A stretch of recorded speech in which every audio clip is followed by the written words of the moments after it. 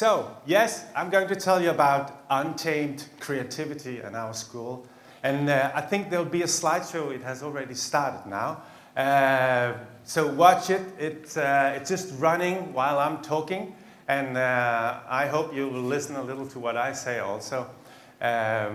Well, basically, we have the Untamed creativity. It's two schools that are functioning from a very normal system in Denmark, which is called the AFUK high school system. It means that it's places where young people can go and without exams they can go to get educated. They can do things that they're interested in and become very wise and clever and use it for their further lives. But it's without exams. And our school is built on this principle. We have a daytime high school, AFUK high school, which is mainly for young people from 18 and up. Once we had a student at 74 also, so it's really up. And they come to get challenged in different kinds of artistry. And we have another part of the school which is called production school. And it's more, you could say, for youth at risk. First of all, it's for a lot of school dropouts from other school systems, from high schools and other schools. It's also for people who has got socially or personal problems. It can be youth who are confused. I don't know what I shall do for the rest of my life. We have some people like that in Denmark. It's from 16 to 25, this part of the school. And what they all come for and what they think is interesting is the circus we're working with.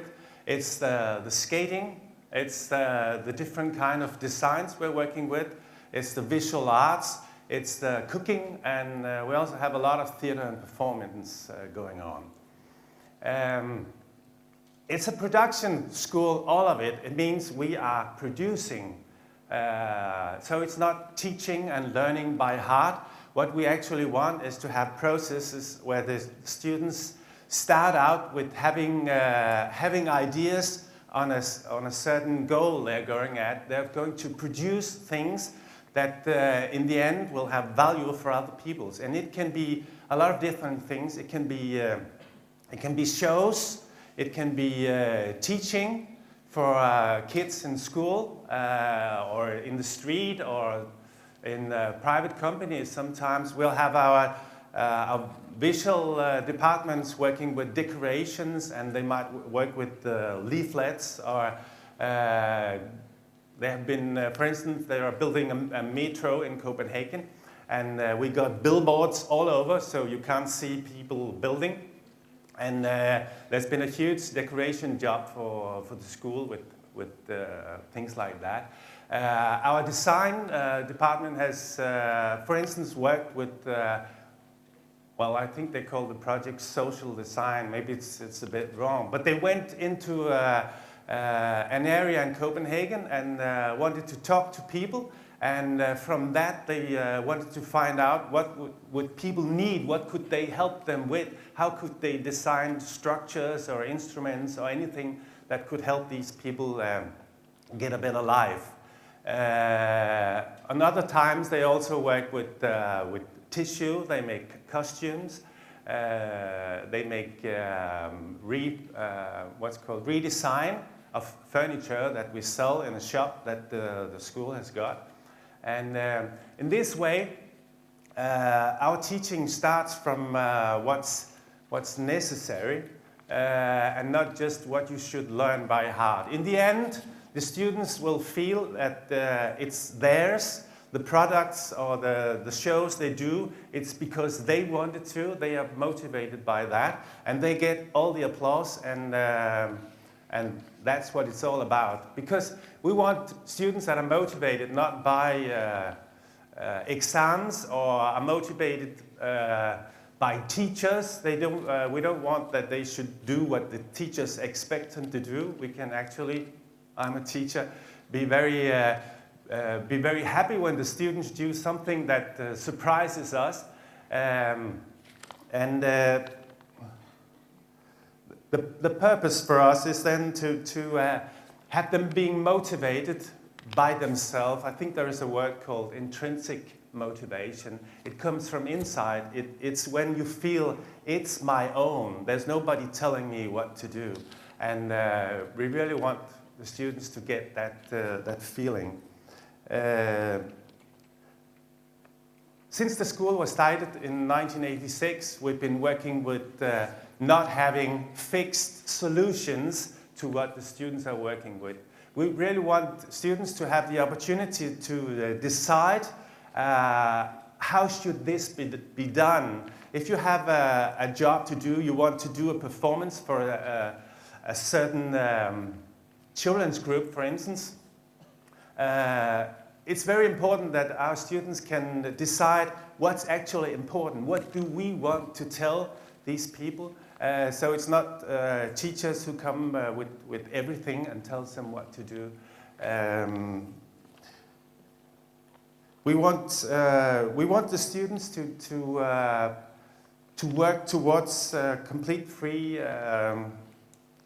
Hey, I'm getting mixed up now. I'm sorry. It's not because of the paper, it's because of me. We've been working like that since the start, many years ago, and we want to be exactly there because if students are bored, it's because things are too easy for them, and if they get frightened because it's too difficult, it's very bad what they do also. We want students to be in the middle, and you could call it the flow zone, where they actually have the feeling of being in control. And that's where they should be all the time, actually, having the feeling of this is the right challenge for me. It's a full challenge, so I'll be very motivated for what I do, but I can handle it. If it's too easy, you get bored, and if it's too difficult, you run away screaming, or you just do what you're told. Later on, from the start, we started talking about untamed creativity at the school, and we still don't know exactly what that means. And for me personally, I think it's very nice. I don't need to know exactly what it means. It's something I can feel what it means, and that's very nice. But it's something that untamed animals, for instance, they find their own food, they find solution when the world changes, they even have to supply their own security. And on the other hand, the tame animal, the domesticated animals, the only thing they can do is sit back and wait to be fed. And we don't want to teach that. We really want to teach that you can go for it, you can find solutions, and maybe there aren't solutions, but you have to go for it, and you find solutions, other ways to go around. When our students, and a lot of them, they are, what can you see, they're not born with a silver spoon in their mouth. They're not first in line, and when it's so, you really have to be creative. You have to find new ways of going on in the educational system. If you're a dropout and you want to come back, you have to change something. And maybe you could change your way of functioning yourself in that system, or maybe you could change your way of seeing that system so it's not so frightening, so you actually could use it for your purpose. And creativity can be very meaningful for that. It's also a modern buzzword. Everybody should be creative now, and it's fine. It supports all what we do, because what we do is to have our students do their best all the time. And to do that and to work with creativity, it means you have to work with courage, first of all. It means you have to work with curiosity and compassion, because you're not alone, and very much commitment or willingness. I put up these 4: courage, curiosity, and so on, because it's 4 C's.